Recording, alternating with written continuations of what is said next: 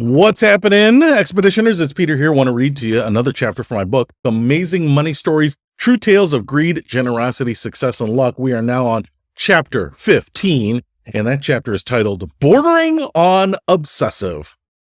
In the sordid world of criminal masterminds, one outrageous tale stands apart. Frank Bourassa, the audacious counterfeiter, pulled off one of history's biggest funny money schemes. This is the jaw-dropping story of how one cunning crook literally printed $250 million in bogus bills from his secret lair.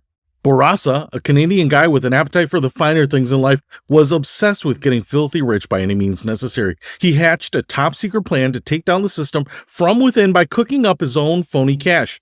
Bourassa wasn't fazed by the monumental risks or challenges. He spent years mastering the dark arts of replicating real currency down to the smallest detail. Working from an underground hideout, Bourassa constructed a secret money mint that rivaled the real McCoy. His obsessive quest for authenticity drove him to use the exact inks, paper, and security features found on legitimate US dollar bills.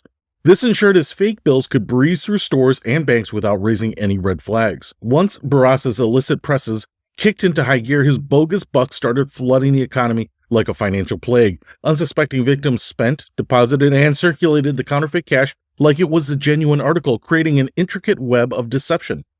What made Bourassa such a menacing counterfeiter wasn't just his technical prowess, but his genius for operating completely under the radar. As authorities scratched their heads over the surge of fake money, they had zero leads on the criminal mastermind behind it all.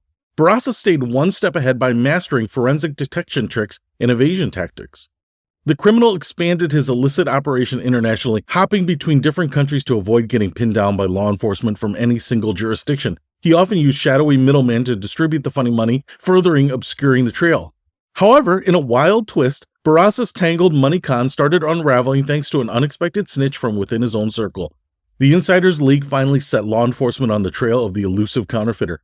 Bourassa's reign came crashing down in 2009 when he was arrested in a sting operation after selling to an undercover agent.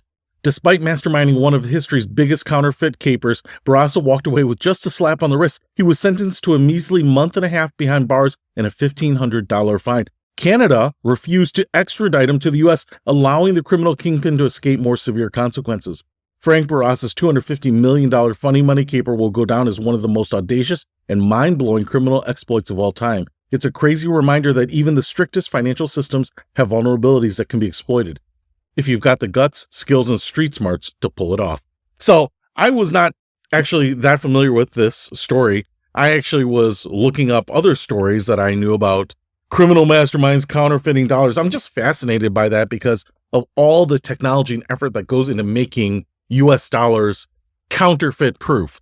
And we know that there are counterfeiters out there. In fact, one time I was living in Chicago. I was living downtown Chicago, and I got contacted because I had deposited some money, and I'm not sure exactly how many of them, but some of the bills were counterfeit. Now, it's funny because as a regular person dealing with your day-to-day, you go in, you buy lunch, you get a chicken pita wrap or something like that, you get some change back. There was a point when I was pulling the dollars out of my wallet, and I was like looking at maybe it's a 20 or 50 or something like that.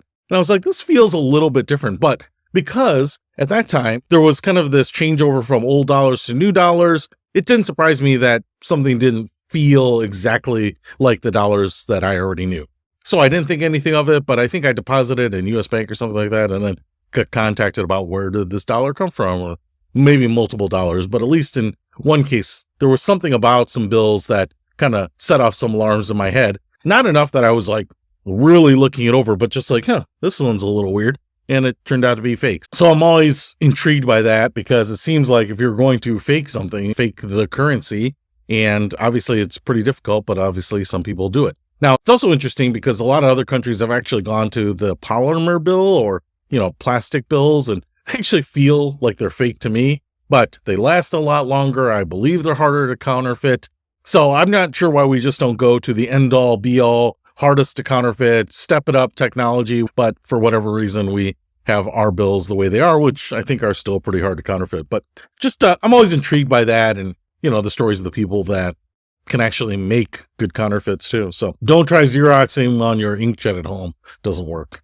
If you are interested to see what it does, maybe you should try it. I don't think you're going to get arrested, but if you do slap a bill on your scanner at home and try to print a copy, some interesting things happen. All right. Hopefully that helps. I'll see you later.